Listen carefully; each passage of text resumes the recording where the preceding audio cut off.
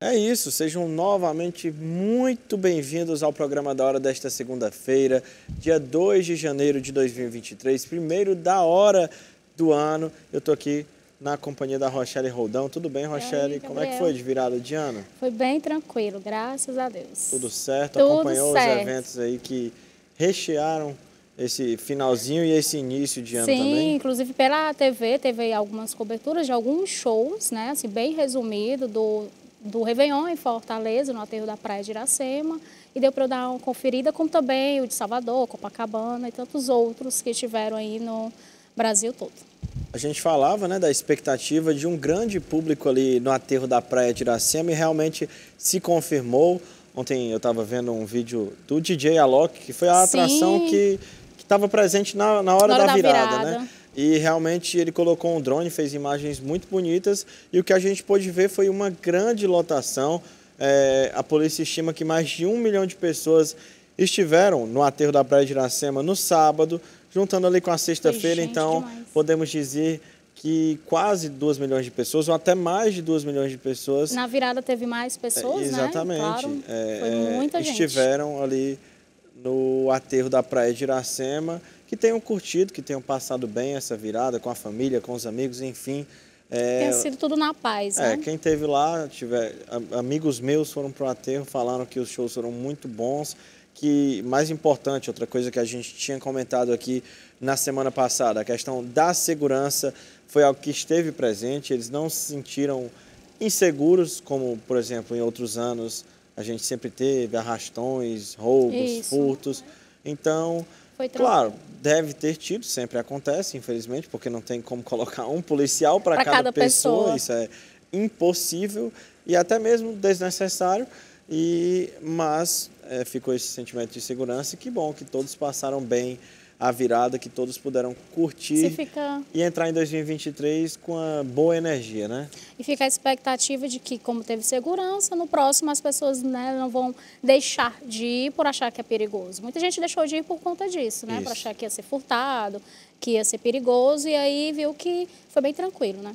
Na quinta-feira a gente teve a notícia, né, do falecimento do Rei Pelé, infelizmente o maior atleta da história do esporte, não só do futebol, do esporte em geral, nos deixou. Ele que lutava contra um câncer no cólon há 2 anos, no último mês de dezembro, teve uma piora no quadro, teve aí metástase, que ocasionou na falência múltipla dos órgãos do nosso rei. Infelizmente, ele nos deixou na última quinta-feira, mas nos deixa Edson Arantes do Nascimento, né? Porque Pelé é imortal, a história dele está eternizada ele que levou o nome do Brasil aí mundo afora, parou guerras, o único atleta a vencer três Copas do Mundo. Então, não tenho o que falar de Edson Arantes do Nascimento, Pelé. O rei, isso que foi atribuído a ele, realmente, porque ele realmente foi um rei, né, do futebol. E até jornais ingleses, que sempre torceram o nariz, porque os ingleses têm um pouquinho de inveja do nosso futebol, porque eles que inventaram o esporte, mas quem aprendeu e ensinou todo mundo a jogar foram os brasileiros. Então eles sempre torceram o nariz um pouco. Muitos falavam que o Pelé não era o maior de todos os tempos, mas eu até compartilhei nas minhas redes sociais uma imagem que são vários tabloides, jornais ingleses, a capa deles, todas exaltando o Rei Pelé, algo histórico e marcante que dê aí um pouco de conforto para os familiares, para os fãs, mostrando que realmente a história dele está eternizada, não é isso? Sim. A gente ainda vai falar no decorrer do programa aí do falecimento do nosso Rei Pelé. O velório, inclusive, está acontecendo hoje na Vila Belmiro, o estádio em que ele se eternizou, foi multicampeão pelo Santos, campeão brasileiro, campeão paulista. As Libertadores ele não venceu na Vila Belmiro, mas foi no Santos. Então, realmente não tinha como ser em outro local que não fosse a Vila Belmiro, que não fosse na Baixada Santista, onde o rei foi eternizado. E hoje, dia 2 de janeiro, o que é que a gente celebra, Rochelle? Nesta segunda-feira, dia 2 de janeiro, comemora-se o Dia do Sanitarista, a data que tem como objetivo conscientizar as pessoas sobre a importância da educação sanitária e a ter um estilo de vida mais saudável. Foi escolhida em homenagem ao médico e sanitarista Oswaldo Gonçalves Cruz, que nasceu em 5 de agosto de 1872, e comemora-se também o Dia Mundial do Introvertido.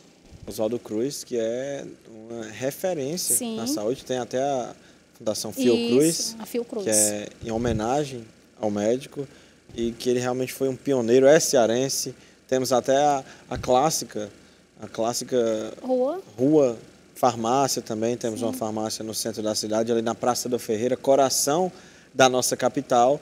E também aí foi celebrado o Dia do Introvertido, né, Rochelle? Aquela pessoa introspectiva ali, que fica mais reservada. Na dela, reservada. Enfim, duas datas a serem celebradas. E mudando um pouquinho de assunto, o governo do estado do Ceará conta agora com 32 pastas. Assim como o governo do presidente Lula, o estado terá a Secretaria da Igualdade Racial e a dos Povos Indígenas. O governador Eumano de Freitas, do PT, também criou a Secretaria das Mulheres, que será comandada pela vice-governadora Jade Romero.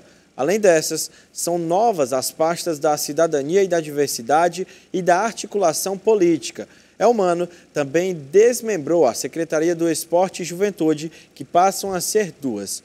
Outro destaque para o novo secretariado do Ceará é a equidade de gênero, uma promessa de campanha do governador. São 16 mulheres e 16 homens à frente das pastas.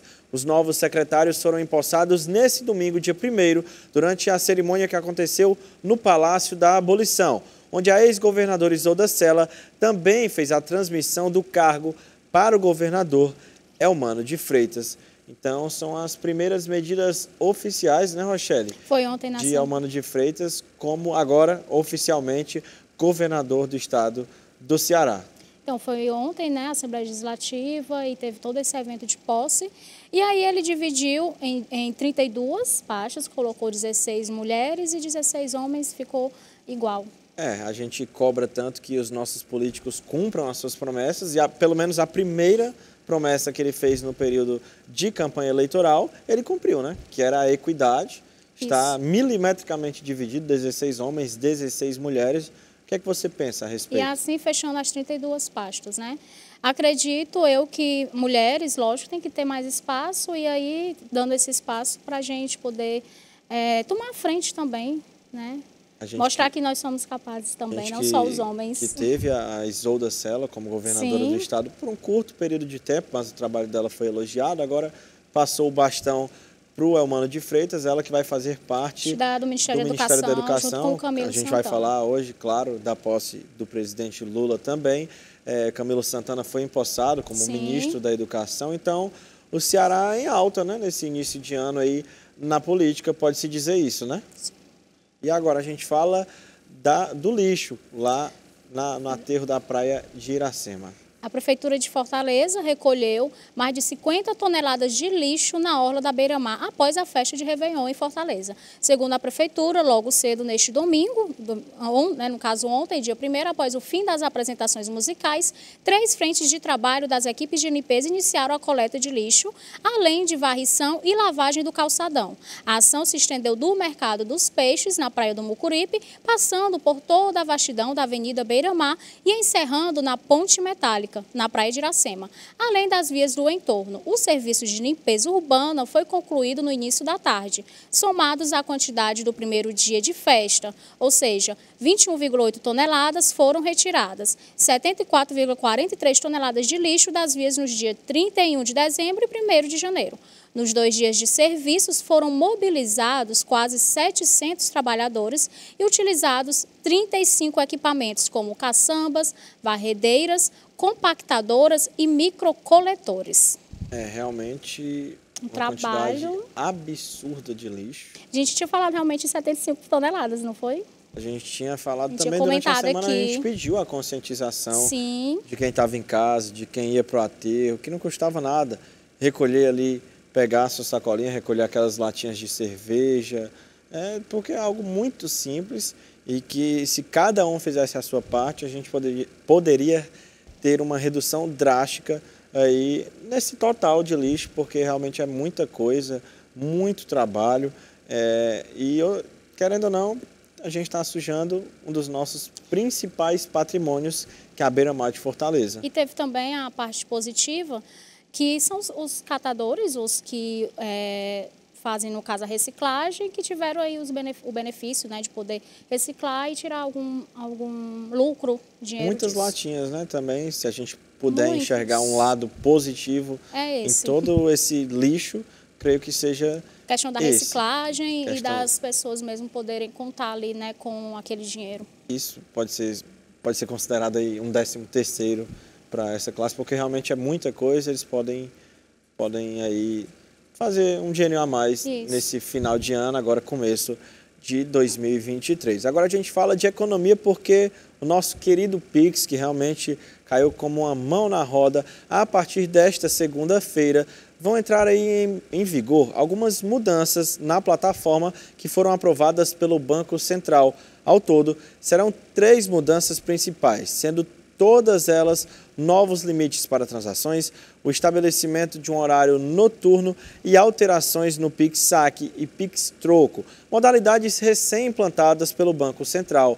A principal mudança está nos novos limites, com os bancos deixando de serem obrigados a estabelecer um limite de valor para as transações via Pix e passaram a determinar um período específico de tempo. Se um banco possibilita pagamento de até R$10.000 por dia por meio do Pix, o usuário poderá utilizar o limite em uma única transação sem exceder o teto diário. As regras para alteração de limites não sofreram mudanças e aqueles que quiserem aumentar o limite deverão informar ao banco os valores. Os bancos também não precisarão mais oferecer a opção para definir regras especiais em horários noturnos. Atualmente, as instituições limitam transferências das 8 da noite às 6 da manhã ao valor de R$1.000. A mudança, entretanto, é opcional e visa manter a segurança dos clientes. Realmente, Pix, que é uma ferramenta aí que tem ajudado muita gente, muitos comerciantes, até mesmo cidadãos comuns, e que agora tem algumas mudanças, né, Rochelle? Essa questão do horário de 8 às 6, eu precisei também fazer. Realmente só podia ser até R$1.000, né? Algumas plataformas, dependendo do banco, só podia transferir até R$1.000 e agora não vai ter mais esse teto de limite. Isso. Não é mais obrigatório, né? No caso, opcional. Isso. Agora, creio que quem quiser deixar, se a pessoa se sentir mais segura com esse limite estabelecido, você pode deixar tranquilamente, para facilitar a vida realmente de quem quer fazer uma transação maior do que R$1.000 nesse... No próprio aplicativo você consegue definir lá o valor, né? Se você quer 2.000, 3.000 e lá fica aquele limite que você definiu. Que também serve como segurança. Fica a respeito de quem quer fazer a transação. Se o consumidor quiser fazer mais, ele faz mais. Se ele não quiser, se ele quiser se resguardar, ele também se resguarda. Então, cada um no seu quadrado, cada um faz o que bem achar entender melhor, agora, né? o que achar melhor. Não é mais uma obrigação, agora é algo opcional. O que temos agora, Rochelle?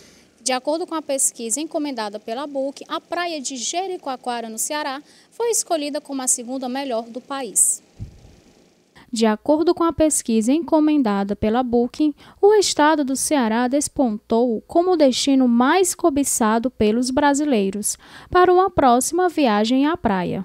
Todos os estados apontados na pesquisa como os mais desejados para as próximas viagens estão localizados na região Nordeste, região esta que é unanimidade quando se busca destino de praia nas férias.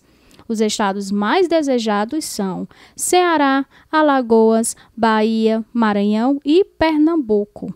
A praia de Jericoacoara, no Ceará, foi escolhida como a segunda melhor do país, atrás somente da Praia do Sancho, em Fernando de Noronha, Pernambuco.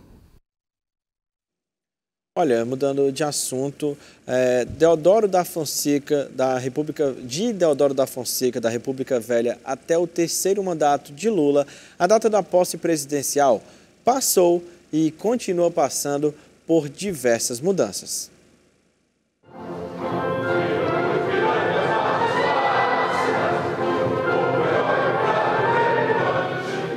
Numa posse presidencial, não pode haver falha.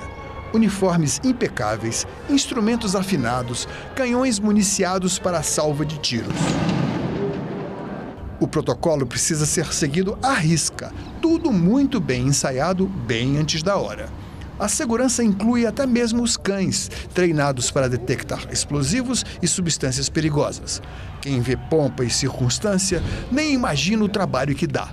Tudo se justifica quando se trata da imagem de um país. Eu tenho a impressão que quando os constituintes de 1987 e 88 estabeleceram a data de 1º de janeiro para a posse dos novos mandatários, pensaram no caráter simbólico da data.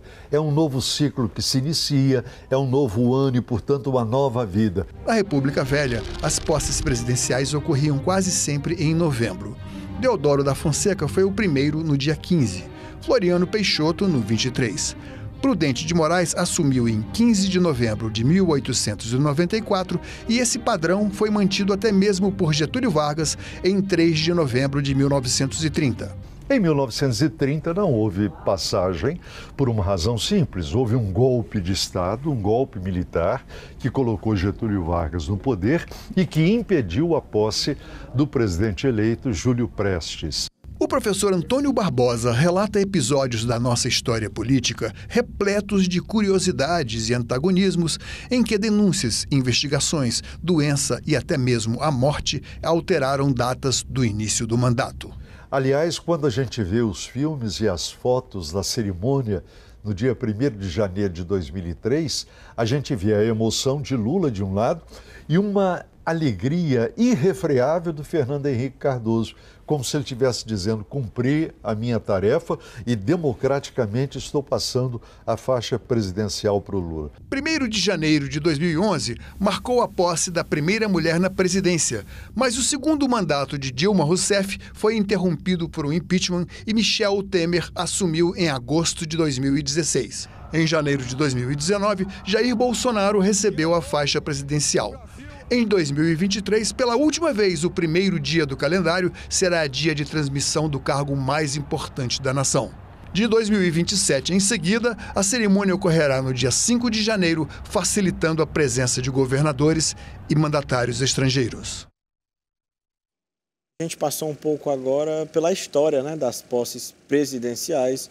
Ontem a gente teve mais uma do ex-presidente e agora, né, que vai para o seu terceiro mandato, o presidente Lula, e realmente manteve essa tradição que não aconteceu em todas essas posses, mas de ser no dia 1º de janeiro. E dessa vez a gente vai comentar até no próximo bloco sobre a posse do Lula, que a forma como foi entregue a faixa, né, que não foi por um ex-presidente, o Jair Bolsonaro viajou para os Estados Unidos, não entregou a faixa, e aí foi um grupo de pessoas, né, da diversidade do que o nosso país tem, né, que foi o negro, enfim, indígena, e essas pessoas foram quem passou a faixa para o atual presidente. Não é obrigatório. Sim, a gente falou até aqui que é algo simbólico. Faixa, mas é algo simbólico que seria bacana até para, sei lá, a paz, entre aspas, de um país tão dividido que nesse ano de 2022 que passou, realmente a questão da polarização, né? Muito forte a polarização no Brasil. É isso, agora a gente vai para um rápido intervalo, é isso? Isso, a gente vai para um rápido intervalo e na volta nós conversaremos sobre a posse do Lula e outros assuntos.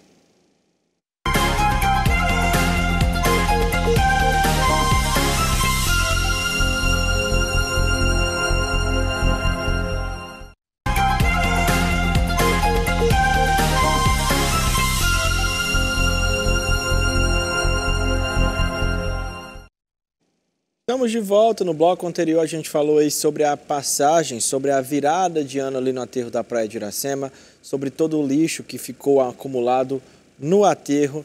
Falamos também um pouco sobre a posse de Lula, falamos infelizmente sobre o falecimento do nosso Rei Pelé e agora a gente volta a falar sobre a posse do presidente Lula, porque ele abriu o evento com um discurso com críticas ao ex-presidente Jair Bolsonaro. Verde e amarelo? Nada disso. A cor mais vista durante a posse presidencial de Luiz Inácio Lula da Silva do PT em Brasília foi o vermelho. Ele, que já foi presidente 2 vezes, assumiu neste domingo, dia 1º, como o 39º mandatário do Brasil, indo para seu 3º período de 4 anos à frente do Executivo. Apoiadores do petista formaram filas desde as primeiras horas do dia em direção à esplanada dos ministérios. Manifestantes de várias partes do país organizaram caravanas para participar da solenidade. O vermelho é a cor do Partido dos Trabalhadores e sempre foi um tom ligado diretamente a regimes de esquerda em todo o mundo, incluindo aqui no Brasil. Sob os olhares de seus filhos, o então agora presidente Lula abriu seu discurso de posse no plenário da Câmara dos Deputados, olhando para o passado e criticando o governo de Bolsonaro, onde classificou de governo odiento, mentiroso e que destruiu o Brasil. Ao longo de sua fala, Lula ainda acusou Bolsonaro de, dentre outras coisas, sistematicamente de destruir a Constituição Federal. O presidente do Senado, Rodrigo Pacheco, pediu que o novo governo esqueça o ódio e o revanchismo. Pacheco ainda acrescentou que o Brasil deve andar unido e combater a inflação e os juros altos. Já Arthur Lira e Augusto Aras foram vaiados há pouco por apoiadores de Lula na esplanada dos ministérios. Lula acenou ao agronegócio e prometeu fortalecer a industrialização de fertilizantes. Acompanhou aí mais detalhes da posse do presidente Lula, aconteceu ontem no Palácio do Planalto. Você pode dizer um pouco aí do seu ponto de vista? O que é que você... Em relação à transmissão da faixa, eu achei da melhor forma, porque ali representou o povo brasileiro, que é bem diversificado, não tinha uma forma melhor de passar uma faixa do que o povo brasileiro, né? A diversidade brasileira. Então, eu acredito que foi, assim, também para muitas pessoas foi muito emocionante, né, ter acompanhado e foi muito bonito. É isso, a gente teve um grande público lá em Brasília que acompanhou a posse, que acompanhou toda a mais cerimônia. Mais de 40 mil pessoas. Isso, e agora a gente continua falando de política. O que é que você tem pra gente, Rochelle? O deputado José Guimarães, do PT Ceará, foi nomeado pelo presidente eleito Luiz Inácio Lula da Silva como líder do governo na Câmara dos Deputados no dia 29 de dezembro. Guimarães tem 63 anos, já foi líder do governo durante a gestão de Dilma Rousseff, do PT. Ele é deputado federal desde 2007. Em 2022, foi reeleito para o seu 5º mandato. O deputado é filiado ao PT desde 1985. Ele também foi suspeito de integrar parte de um dos maiores escândalos de corrupção do PT. Em 2005, seu chefe de gabinete, José Adalberto Vieira, foi preso no embarque do aeroporto de Congonhas, em São Paulo, com 100 mil na cueca. O assessor tinha outros 209 mil guardados em uma mala de mão. O processo contra o deputado foi encerrado pela Justiça Federal no ano passado. O caso, que aconteceu durante os desdobramentos do escândalo do Mensalão, no caso, prescreveu tanto contra Guimarães quanto para o assessor por falta de provas. Na época, o Ministério Público Federal apresentou uma denúncia em que relacionava o dinheiro na cueca aos contratos do consórcio Sistema de Transmissão do Nordeste e do Banco do Nordeste. É isso, o presidente Lula vai começando a formar aí a sua equipe, um nome controverso, né, aqui no estado. Assim, divide opiniões, porque Guimarães é conhecido, né, como um corrupto e vai ser o presidente da Câmara, né? É isso, vai representar aí o governo do PT na Câmara, o caso que prescreveu, mas muita gente ainda tem um pé atrás com o deputado. Olha, e o presidente eleito Luiz Inácio Lula da Silva anunciou na última sexta-feira que indicará o senador Jean Paul Prates, do PT do Rio Grande do Norte, para ocupar a presidência da Petrobras. Prates já era apontado como o principal cotado para o comando da empreiteira,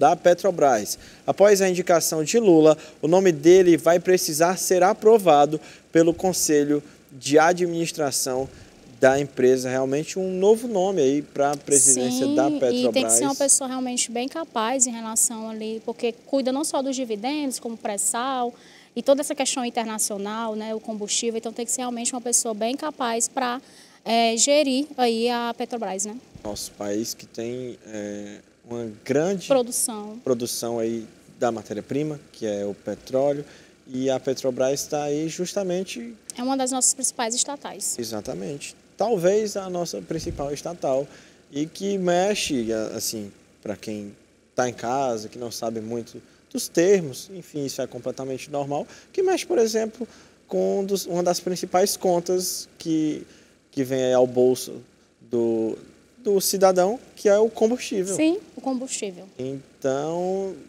quem está em casa espera que realmente seja um bom comando aí à frente da Petrobras, porque impacta em vários setores da nossa sociedade. E agora, o que a gente tem sobre o ex-presidente Jair Bolsonaro, Rochelle? Bem, o presidente Jair Bolsonaro chegou na noite de sexta-feira aos Estados Unidos e foi recebido aos gritos.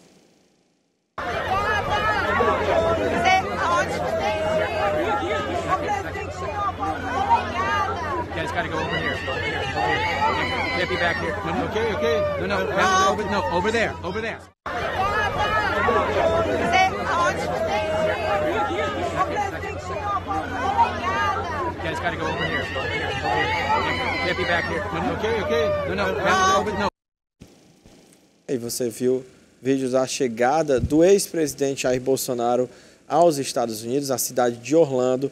Ele que deve passar um período sabático, né? Depois desses 4 anos aí à frente da presidência, deve passar um período de 3 meses aí, um período de descanso, de férias, porque realmente comandar um país como o Brasil não é uma tarefa fácil, é uma tarefa cansativa. Enfim. Com pandemia, guerra, então realmente ele precisava desse descanso, né? Vários nomes da direita dizem que Jair Bolsonaro deve ser o maior opositor de Lula, então ele deve passar... Em 2026, quando ele voltar, isso, né? Não, mas não só durante a campanha de eleição, mas também durante todo o período em que Lula for presidente. A promessa da direita é de que Bolsonaro vai ser a maior oposição, então a gente aguarda o posicionamento dele após esses 3 meses de férias em Orlando. Muitos criticaram a ida do ex-presidente, que, entre aspas, deixou o país nesse momento aí em que Lula assumiu a presidência. Na verdade, a crítica foi em relação a ele não ter passado a faixa, né? Exatamente. Alguns chamaram ele de covarde, outros disseram que ele tem razão, está certo em não passar a faixa, por conta aí de tantos acontecimentos que ocorreram durante a eleição. É difícil, a gente nunca vai ter uma unanimidade. Não. Falando agora em salário mínimo, o salário no valor de R$ 1.320 entrou em vigor neste domingo, dia 1º. O Congresso Nacional aprovou o reajuste em dezembro do ano passado como forma de compensar a desvalorização do real diante da inflação do último ano. em 2022. O valor era de R$ 1.212. Segundo o DIEESE, que é o Departamento Intersindical de Estatísticas e Estudos Socioeconômicos, o salário mínimo necessário para satisfazer as necessidades básicas de uma família com 4 pessoas deveria estar em torno de R$ 6.600. Então a gente vê claramente que o salário mínimo não acompanha nem de perto a inflação no nosso país. Ou seja, aí no caso, mesmo os pais, o pai e a mãe, cada um ganhando salário mínimo, ainda não chega a metade do que seja necessário para ter uma boa qualidade de vida, né? Poder pagar um plano de saúde, pagar uma boa escola. Poder fazer o mínimo. O mínimo. Porque, por exemplo, a cesta básica, nos últimos anos, apresentou uma inflação altíssima, muitas vezes descontrolada.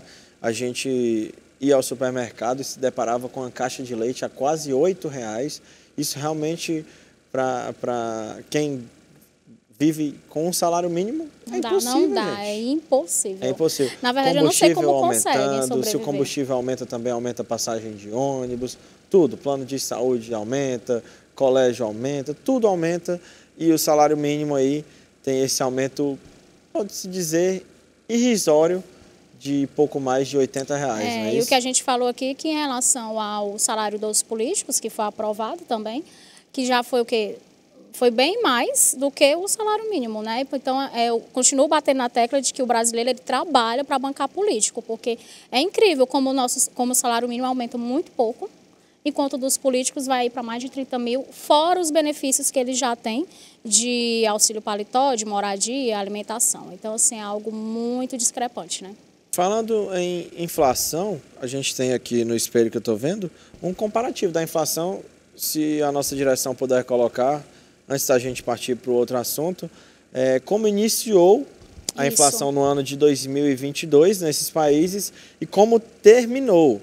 Você está conferindo que a Argentina foi disparadamente não, porque a Turquia que vem atrás também subiu bastante. Registrou uma inflação recorde, mas a Argentina, nossos irmãos aqui, nossos vizinhos, têm passado por um momento político e econômico muito instável, né, Rochelle? Até agora muita gente fala que a Copa do Mundo serviu para amenizar um pouco esse povo argentino que tem sofrido tanto, mas quase 100% de inflação. Se a gente aqui, com essa taxa de inflação, já tem reclamado, já tem pesado, né, bastante no bolso do brasileiro, imagina a população da Argentina, que está em 92, quase, eu costumo dizer que é quase 100%, porque é mais de 90% de inflação. A Turquia vem logo atrás, aí depois vem o Brasil, que começou com 10,3%, diminuiu para 5,9%.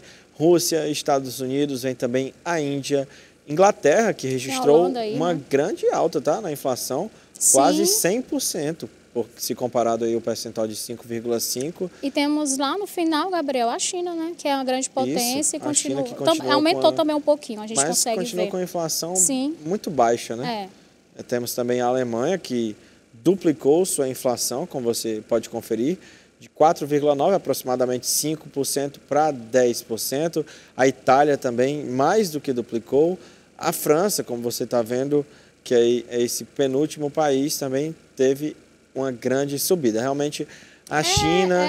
É uma crise econômica mundial, né? Isso, poucos países foram os que estagnaram, aí, como os Estados Unidos, como o Brasil, que tiveram até uma baixa na inflação, a própria Índia, mas a grande maioria dos países teve realmente essa alta na inflação.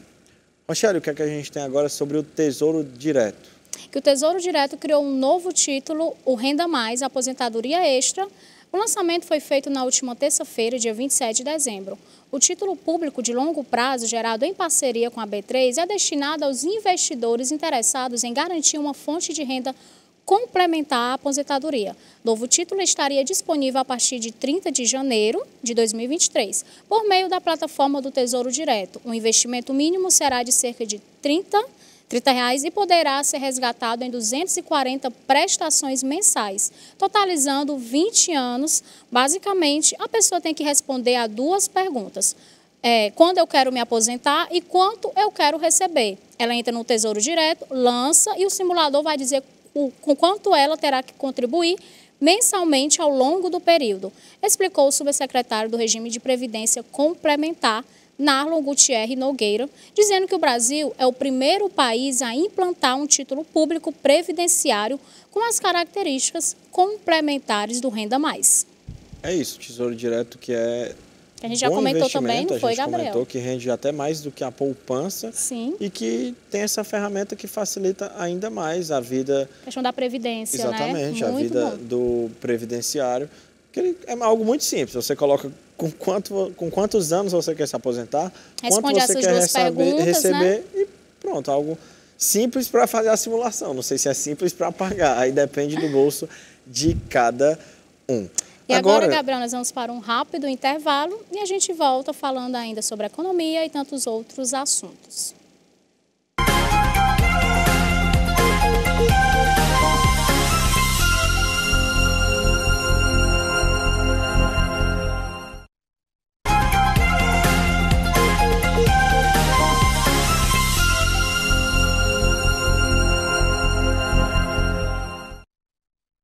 Estamos de volta e agora, continuando falando sobre política, 3 senadores em exercício e 4 assumem ministérios na gestão do presidente Luiz Inácio Lula da Silva.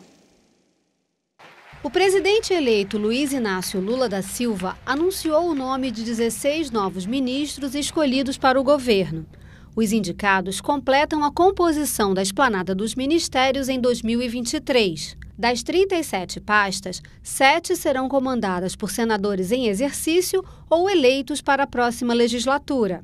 Nesta quinta-feira, dia 29, foram anunciados os seguintes nomes. O senador Carlos Fávaro vai ser ministro de Agricultura e Pecuária. Ele tem mandato parlamentar até 2027. Pelo Twitter, declarou: "Agradeço ao presidente Lula e ao vice-presidente Geraldo Alckmin." Ressaltou que o agro é o setor mais próspero do Brasil, com um enorme espaço para crescer e nenhum milímetro para retroceder. Alexandre Silveira foi escolhido para o Ministério de Minas e Energia.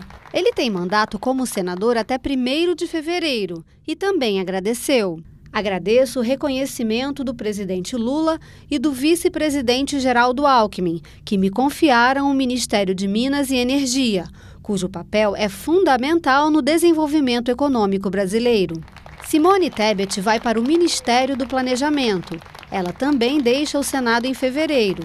Renan Filho, anunciado como ministro dos Transportes, foi eleito este ano. Pelo Twitter, ele disse: "É com muita alegria que acabo de receber do presidente Lula a missão de assumir o Ministério dos Transportes.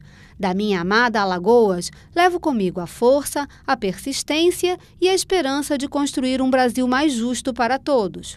Lula aproveitou a coletiva de imprensa para anunciar Jacques Wagner como líder do governo no Senado e Randolph Rodrigues no Congresso. Randolph escreveu: "Obrigado, presidente Lula, pela confiança que depositou em mim.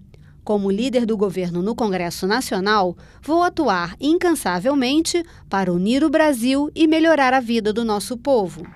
Já tinham sido anunciados antes como ministros.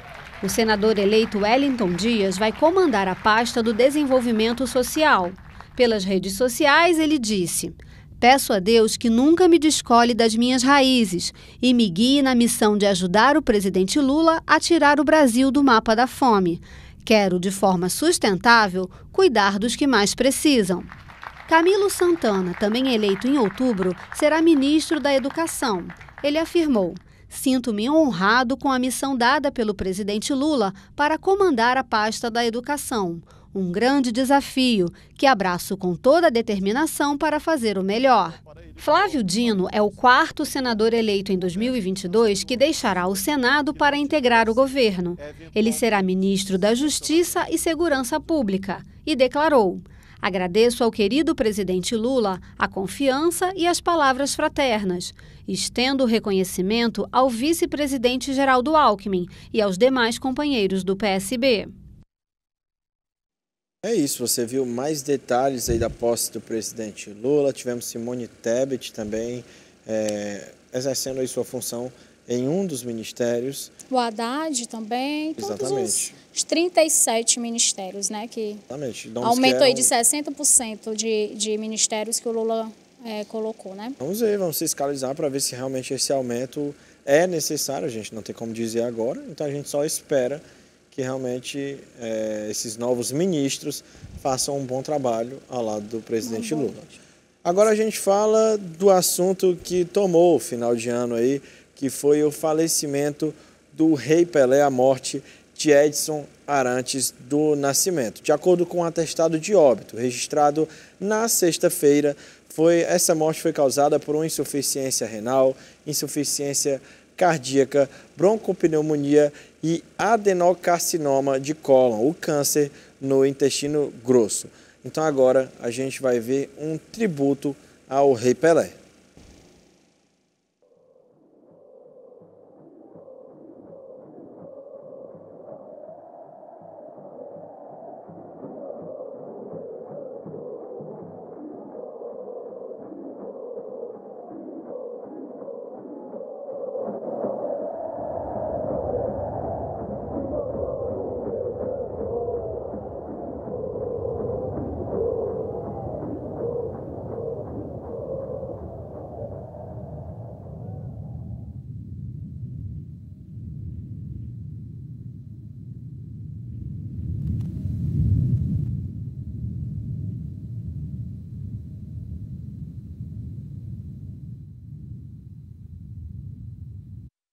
Esse tributo feito pelo Santos Futebol Clube, time que revelou o Pelé, em que ele jogou grande parte da sua carreira, em que ele realmente deixou de ser Edson Arantes do Nascimento e virou não só Pelé, como o rei do futebol.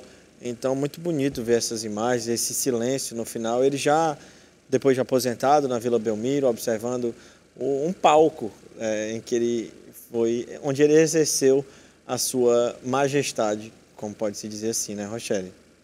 É isso, vai ficar para a história com certeza memorável, né? É isso, a gente tem algumas imagens das homenagens feitas aí a Pelé. Se a direção puder colocar, por favor.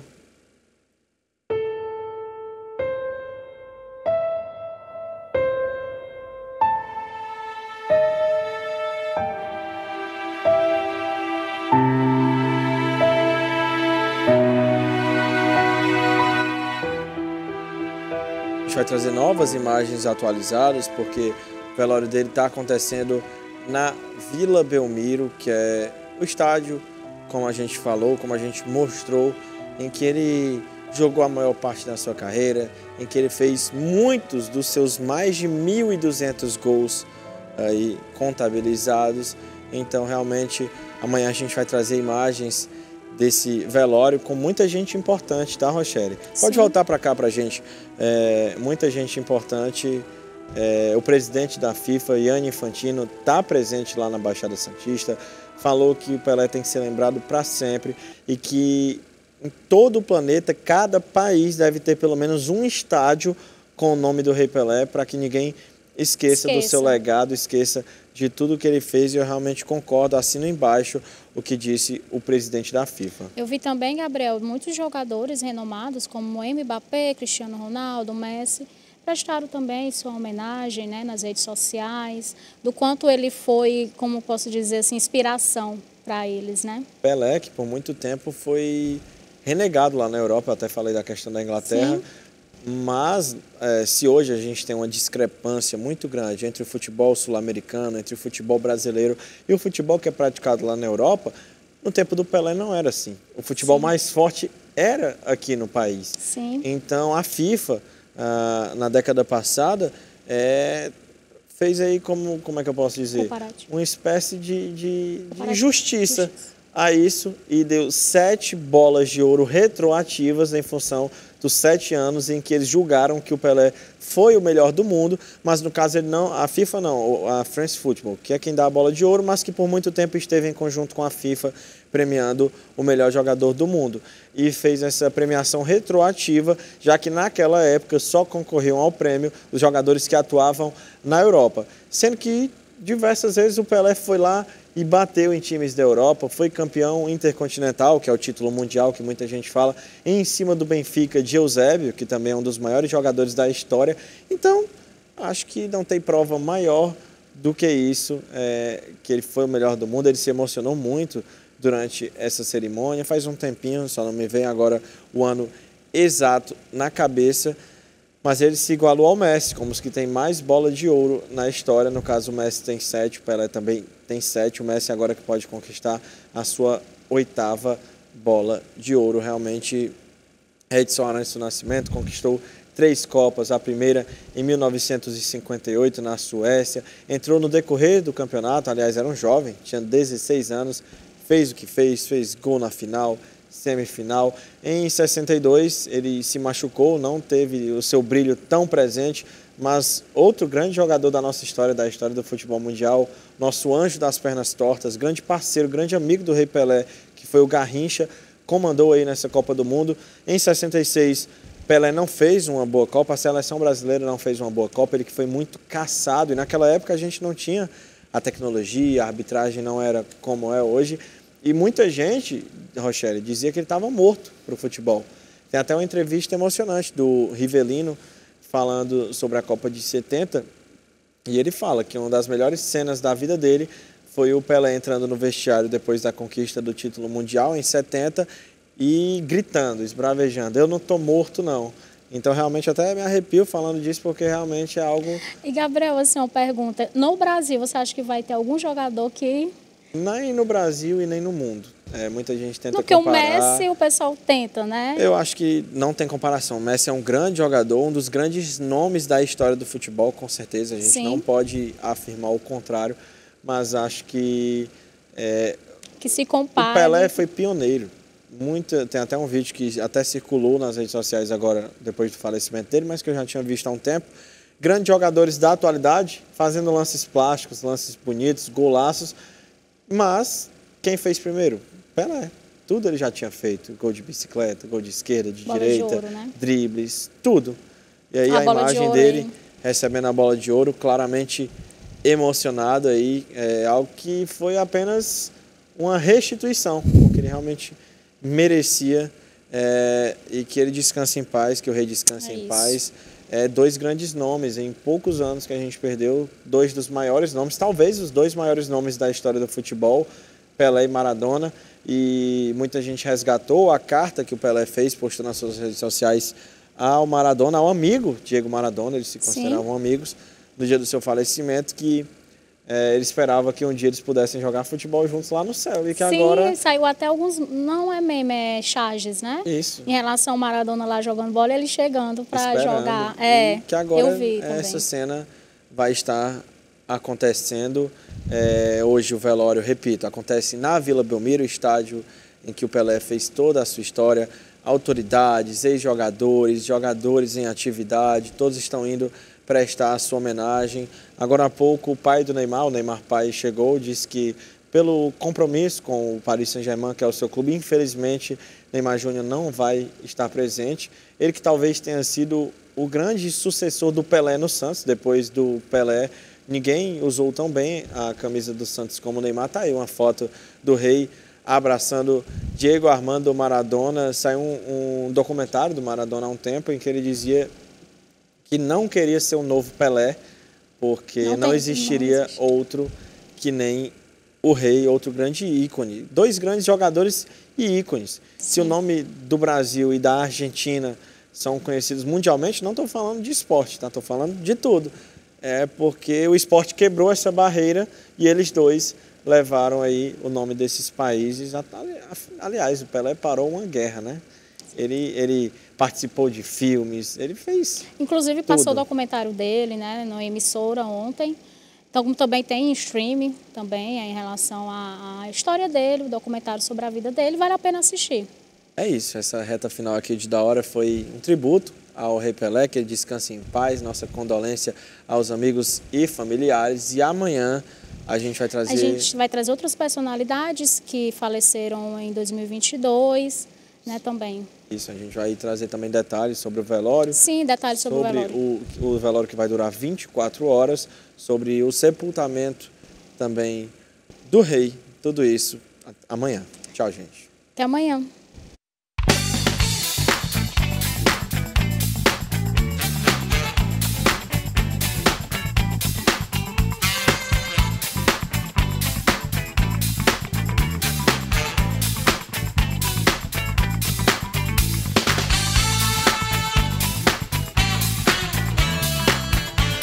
Eu não sou o melhor, mas especialista de boa comida, frigideira do Johnny.